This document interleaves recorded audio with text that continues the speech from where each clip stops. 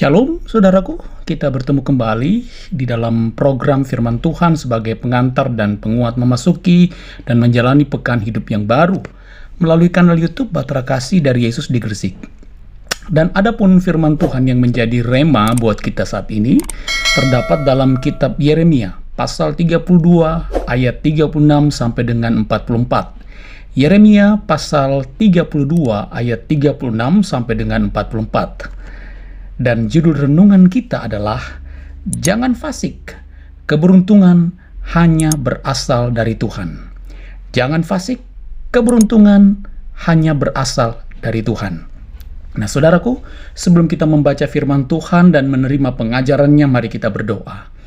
Tuhan Yesus Bapa di sorga, Bapa yang kami kenal di dalam Tuhan Yesus Kristus Juru Selamat kehidupan kami, Bapa yang memberikan kami kehidupan dan kami masih boleh menjalaninya sampai dengan saat ini. Terima kasih karena Tuhan memberikan kesempatan kepada kami untuk kembali duduk di seputar firman-Mu. Diamkanlah semua suara yang ada dalam hati kami agar kami hanya mendengarkan suara-Mu. Di dalam nama Tuhan Yesus yang adalah segala-galanya bagi kami, firman yang hidup, kami berdoa. Amin. Nah, saudaraku, kekasih-kekasih Tuhan, saudara bisa membaca firman Tuhan ini secara tersendiri nantinya dan saya akan membacakan pada ayat yang ke-42. Firman Tuhan menyatakan, Beginilah firman Tuhan, seperti aku mendatangkan kepada bangsa ini segenap malapetaka yang hebat ini, demikianlah aku mendatangkan ke atas mereka keberuntungan yang kujanjikan kepada mereka. Yeremia 32 ayatnya yang ke-42. Nah, kekasih-kekasih Tuhan, satu kali saya bertanya pada seorang teman saya, kenapa dia suka sekali dengan angka 8? Karena begini saudara-saudara, begitu fanatiknya dia terhadap angka 8 ini sehingga plat nomor kendaraan bermotornya pun terdiri dari angka 8. Plat nomornya itu berbunyi begini, B888BD. B888BD. Bahkan nomor HP-nya banyak angka 8 juga di dalamnya. Nomor rumahnya pun adalah nomor 8. Saya bertanya, kenapa sampai dia begitu fanatik terhadap angka 8? Nah, atas pertanyaan tersebut teman saya itu menjawab begini. Ada dua alasan. Yang pertama katanya, karena dia lahir pada tanggal 8, bulan 8, tahun 1988. Itu alasan pertama. Alasan yang kedua, karena menurut dia, yang dia tahu, angka 8 itu mempunyai makna filosofi, yaitu angka yang membawa keberuntungan. Karena angka 8 itu tidak ada garis terputus-putus. Singkatnya saudara, teman saya ini sangat percaya bahwa angka 8 adalah angka pembawa keberuntungan bagi dia. Itu yang dia percayai saudara. Angka 8 adalah angka yang membawa keberuntungan bagi dia dan keluarganya. Nah saudaraku terkasih, kita perhatikan bacaan firman Tuhan pada saat ini. Alkitab bersaksi bahwa keberuntungan datang bukan dari barang-barang tertentu atau situasi tertentu. Karena itu tidak ada yang dinamakan hari baik, bulan baik, atau hari buruk. Nah, saudara-saudaraku yang Tuhan Yesus kasihi dan yang mengasihi Tuhan Yesus, menurut kesaksian firman Tuhan yang kita baca pada saat ini, waktu kota Yerusalem hancur karena perang, karena kelaparan dan penyakit, saudara lihat di ayat yang ke-36, di situ Tuhan memberikan ketegasan bahwa semua itu terjadi, perang, kelaparan, penyakit, semua itu terjadi karena apa? Bukan karena umat Israel tertimpa nasib sial, melainkan karena Tuhan murka pada umat Israel pada saat itu. Sebab apa? Sebab umat tidak lagi hidup taat, dengar-dengaran kepada Tuhan. Saudara lihat di ayat yang ke-37. Dan selanjutnya dikatakan kepada kita, di situ Tuhan berjanji, kelak umat Israel itu akan diberikan hati yang takut akan Tuhan. Saudara lihat di ayat yang ke-40.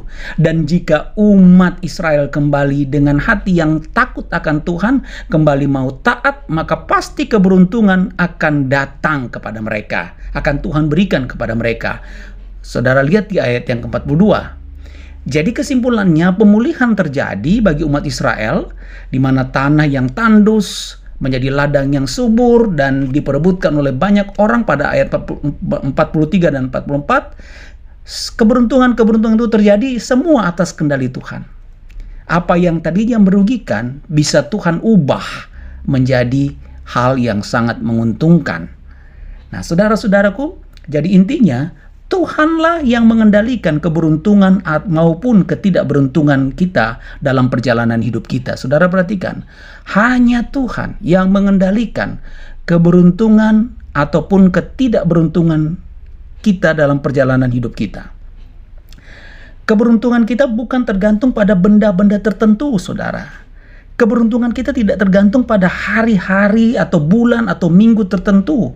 Keberuntungan kita juga tidak tergantung pada keadaan-keadaan tertentu serta situasi-situasi tertentu. Sebab apa? Keberuntungan saudara dan saya itu ada di tangan Tuhan. Saudara perhatikan. Keberuntungan saudara dan saya itu ada di tangan Tuhan. Dan keberuntungan itu tersedia bagi saudara dan saya yang selalu mau menggenggam tangan Tuhan. Perhatikan.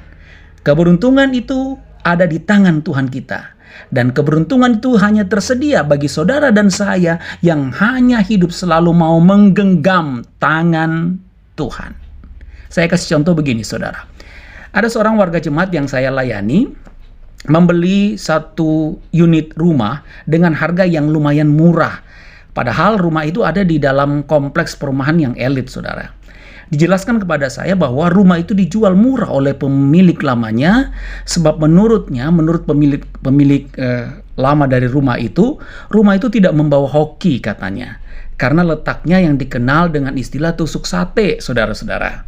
Tetapi setelah rumah itu dimiliki oleh warga jemaat yang saya layani, keadaan ternyata berbicara lain, saudara.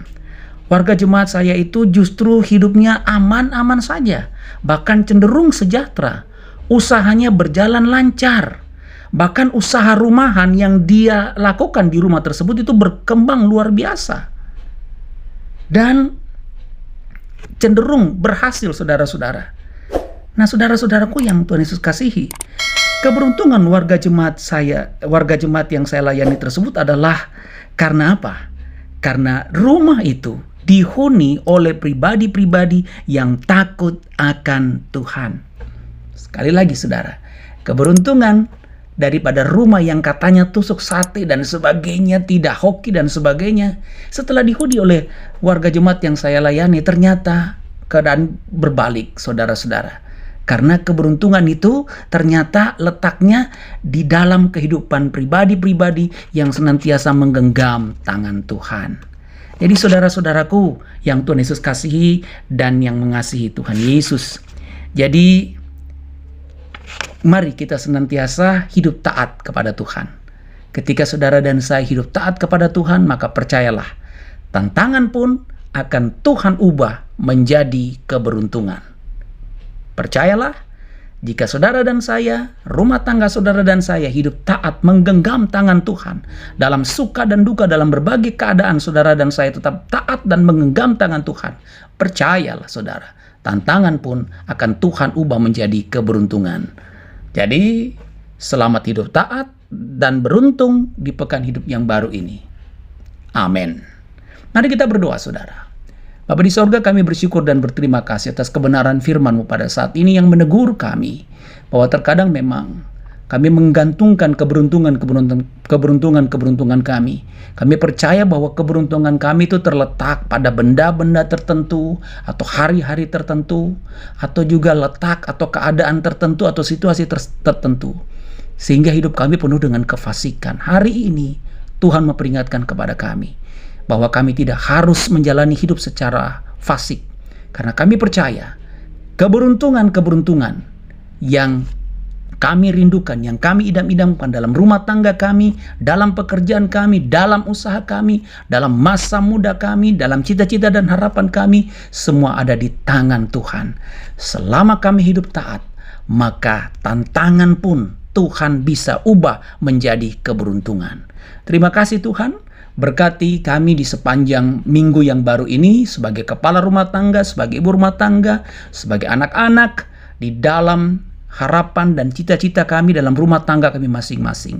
Berkati juga orang tua kekasih-kekasih kami, berkati sanak saudara kami dimanapun mereka berada, Tuhan jaga dan pelihara mereka.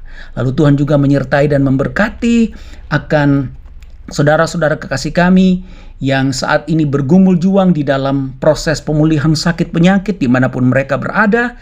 Di dalam tangan kuasa kasih-Mu hamba serahkan mereka yang saat ini membutuhkan pemulihan dari sakit penyakit yang diderita. Apapun jenis penyakitnya, hamba percaya bahwa penyakit ini tidak akan membuat mereka hidup tidak beruntung.